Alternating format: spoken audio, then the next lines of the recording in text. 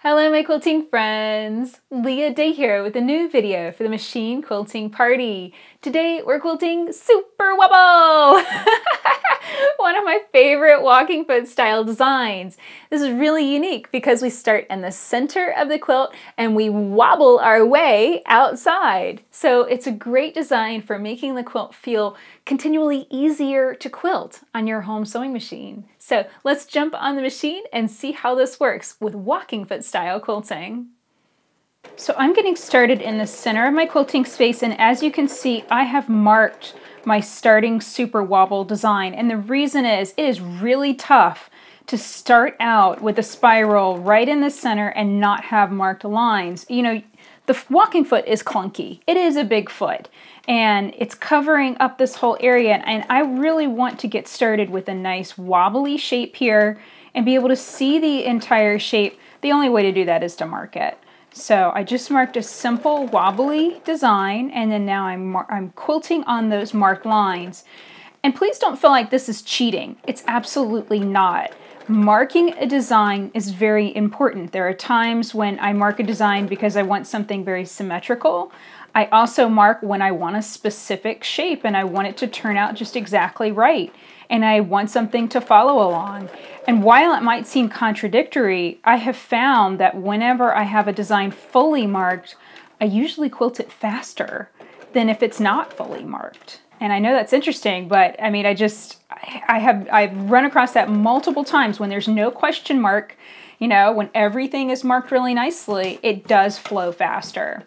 So I have Minky on the back, I've told you that before, and it of course gets linty. So if you see me grab my lint roller, it's because I can't stand it when it starts to get messy. So just like to clean that up every once in a while. Another thing I wanted to note, and another important reason why I mark, is the spiral always needs to spiral in a clockwise direction. And inevitably, if I don't plan that and mark it from the beginning, I will start out stitching this the opposite way, counterclockwise, and then I'll end up with a whole big mess as I get to the outer edges. Because if you quilt it clockwise, something magical kind of happens. As you reach the outer edges, you end up with less and less of the quilt in the arm of the machine here. When you quilt it counterclockwise, the opposite direction, you will end up with more and more of the quilt in the arm of the machine. So it's really important to get it started in the right way. So this initial shape, I really haven't started echoing. That's where I'm kind of leading to. The starting shape is kind of so tight and the wobbles are so complex that I really can't echo along the edge of this inner wobble yet, but I'm getting there.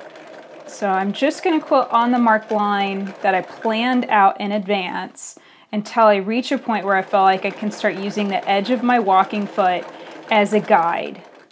So this is just slow, careful stitching, and I hope you can see how I'm pivoting. I use both hands on the surface of the quilt, and then I'm lifting. This is with my knee lifter. You could also reach behind you and just have one hand kind of behind the quilt.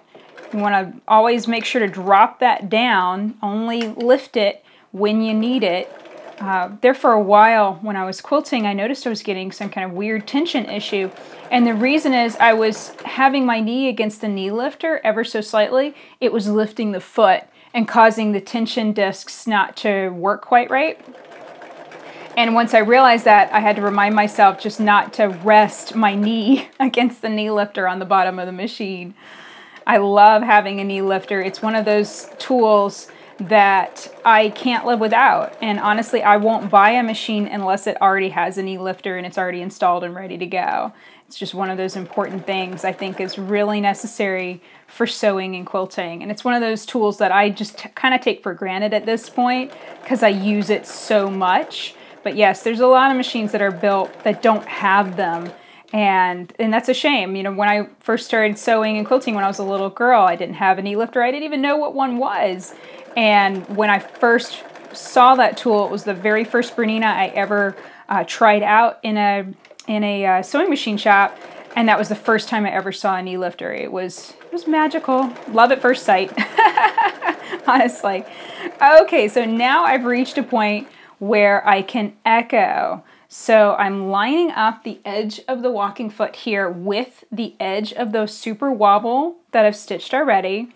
And I'm just going to take a few stitches, pivot, I'm lifting the foot and I'm pivoting, few stitches, lifting the foot and pivoting. And the reason I have to stop and do that pivot and that little bit of a direction change there is because I'm trying to keep at least, a point of this foot, at least some part of that foot in line with that edge of the wobble that I stitched before. And that way this is an actual spiral and I'm echoing. And this is a little tricky. Basically I'm kind of looking right at this spot and I'm deciding that that is the spot where even if I only have one little stitch lined up with it, I'm satisfied with that. And as the spiral gets bigger, I won't have to stop and pivot. I can just kind of flow through it and that'll be really nice. I can speed up. The nice thing about spirals, they start out slow and careful and really delicate stitching. A lot of stops and starts and taking your time to pivot and make those turns. But then as they expand, the line, the shape that you're stitching gets shallower and simpler. It simplifies. And so as you stitch more and more of it, it just becomes something that you can kind of pivot and ease around with the foot so that you don't have to stop and reposition unless it's a really big curve. And curves can be tricky. This is one of those things that I really found as I did more walking foot quilting is that curving lines, especially when they're being stitched at an angle to the grain line of the fabric, that's where you can start to see ripples and you can start to see whiskering. That's kind of a rippley texture across your quilt. And that's usually the first sign that your fabric might be tending towards pleating or shifting out of control. And that's something to watch out for. So another thing that's important to do is just to stop and lift the foot and kind of smooth out the fabric every once in a while, just to make sure that you're not kind of pulling it at an odd angle. And that's the weight of the walking foot combined with an odd angle on the fabric that can cause that kind of rippley pleating.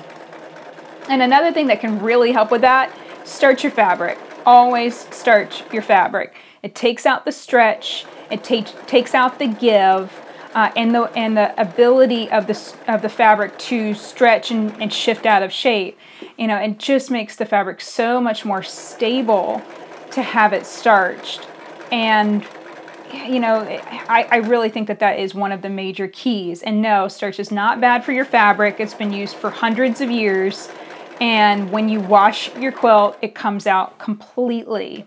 I oftentimes hear the whole, oh, starch is bad because the bugs are attracted to it. Well, bugs are attracted to cotton fabric and wool batting and all of this stuff no matter what. They're attracted to it because it's food. Adding starch to your quilt is not going to make it more yummy to a bug. Just wash your quilt, get all the starch out of it, and then make sure to keep mothballs and that kind of thing, and keep an eye on your closets. And that's really the solution. So we've reached a point now where the Super Wobble has really started to ease out, and it's much faster. I can kind of put my foot down here. You can see I'm just lining up with the edge of the walking foot with the edge of that line of stitching, and it's much faster. I can put my foot down and increase the speed of my stitching, and just honestly, it's just kind of a gentle pivot with my hands as I keep that edge in line and swirl around the Super Wobble shape.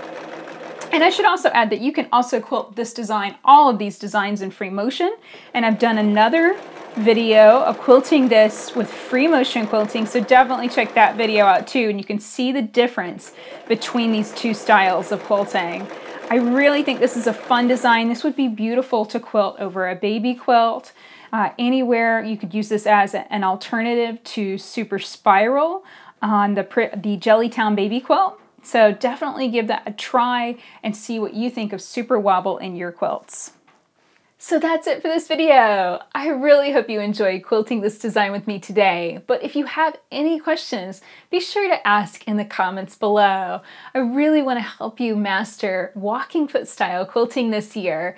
It's such a fun form of quilting and it's very easy for beginning quilters to get started with because really the walking foot is doing most of the work for you. So definitely ask questions, share the video with your friends, and subscribe to our channel on YouTube so you don't miss the next video coming out soon. Now, if you like to stitch out squares and make the marvelous mosaic quilt you see behind me, you can find the pattern in my book, Explore Walking Foot Quilting with Leah Day. This book comes with 30 fun walking foot style quilting designs, as well as a wealth of information about the style of quilting and 7 fun projects for you to learn and stitch out with me. So definitely come and check it out at leahday.com/walkingfoot.